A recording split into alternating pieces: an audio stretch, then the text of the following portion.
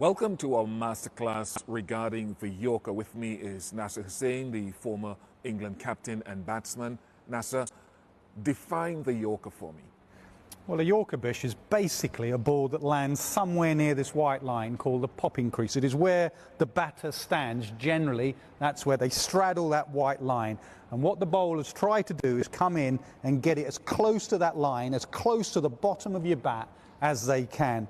The reason they do that, because it's very difficult to get underneath it. It's mainly used in white ball cricket as a defensive tactic, but it's also used quite a bit in red ball cricket when maybe there's a bit of reverse swing going around. Go into the impact of not being able to get under the ball from a batting perspective and why that's so important for myself as a bowler.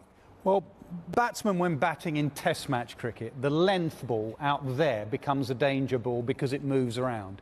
In white ball cricket, that ball, actually what we define as the slot, bounces up to the middle of the bat. So it gives you good leverage to hit the ball from the middle of the bat as it bounces up, and it's got so many areas you can hit that ball to. When it's bouncing here, the middle of the bat almost goes out of play because it's always hitting the toe of the bat. In our era, when people like Wakar and Wasim were hitting that hole constantly, we don't have the fancy shots they have now, so we were constantly just getting it away. And also captains can set a really good feel to it because they know, or they used to know, where you can hit the Yorker at best. And the volume of runs that are derived from missing that length and hitting that length are what? Well, if you look at a Hawkeye example that we've got, and look at the difference between the slot, the strike rates, the slot, when you get your length, what you'd like in test match cricket, at 229, that strike rate. But if you get it absolutely spot on where the batter is standing, that strike rate drops to 92. That is a huge difference. That's the difference between winning a game and losing a game. So if you can get it right here, the batsman can't do much about it. If you get it wrong, you usually disappear out the park. Oh yes, what a way to end a cricket match.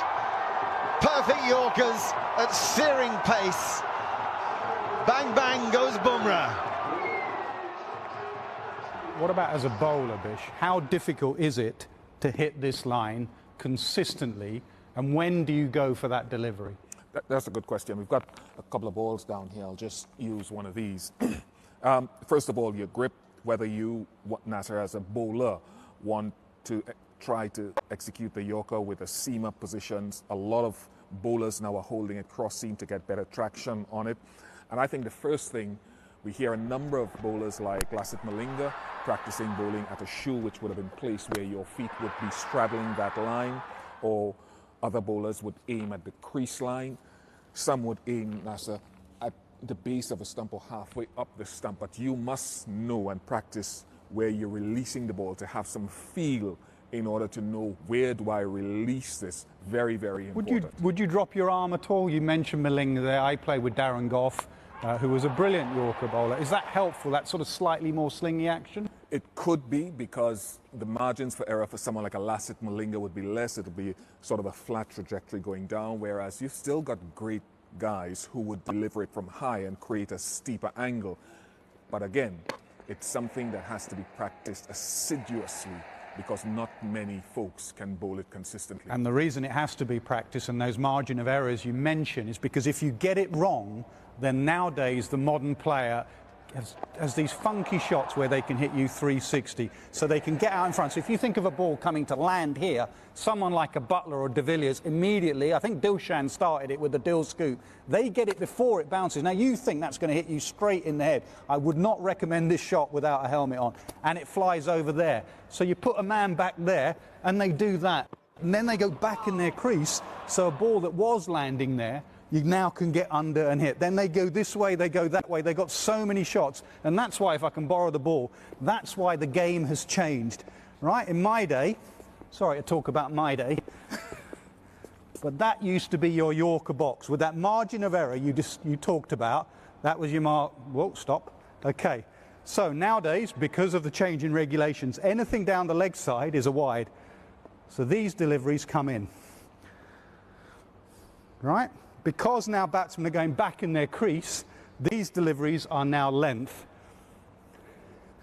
And because batsmen are scooping like Butler and de Villiers, these deliveries now come. So you remember that original box that was really wide?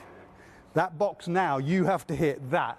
Otherwise, Butler, de Villiers, Kohli, Dhoni are smashing you all over the place. And if you go back to that original Hawkeye of strike rates, that's perfect. You get it wrong against Rishabh Pant or MS Dhoni or Virat Kohli, they will smash you out the ground. So it's an additional layer of difficulty. If he moves back, my Yorker's got to be fuller. If he's forward of the line, my Yorker's got to be slightly shorter. Let's have a look at some of the great examples of the Yorker and it just being on target in terms of line. A little bit full, but it gets through because of pace. Bang on target, you get your success. Batsman will come down, so it's just a little bit shorter of that length. And as you said, Nasser Hussain, they try to scoop. A Yorker is gold if you can get it spot on. So, great example of the box getting smaller and bigger in modern day cricket. And the other thing that's changed in modern day cricket is they now use two of these, two white balls. So when we used to just use one, it used to reverse swing. So I mentioned Waqar and Wasim, that great final, was it 92 World Cup final? Wasim got it reverse swinging.